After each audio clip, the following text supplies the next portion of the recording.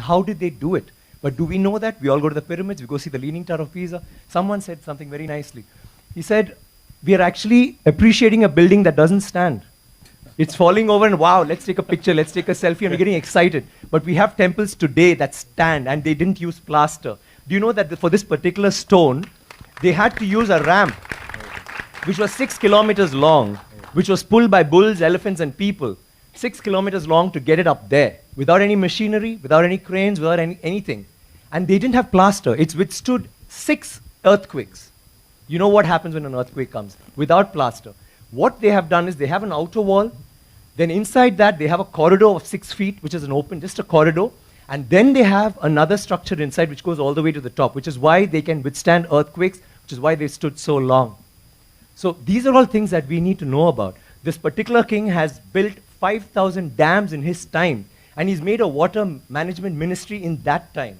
He's had elections for the village leaders.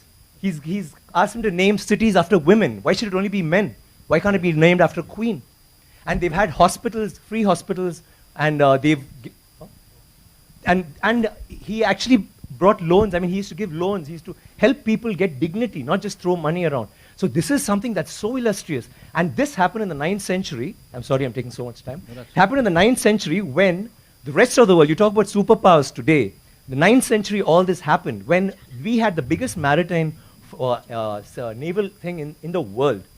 And it went all the way to Bali, all the way to Malaysia, and went till we sent emissaries to China. And you know what was the superpower doing then? America hadn't been discovered by Columbus till 500 years later.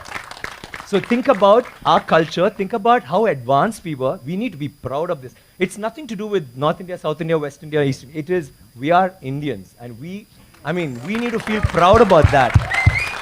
And England is so illustrious, but Englands were invaded by the Vikings, and the Europe was in the dark ages during the 9th century. They had nothing going on.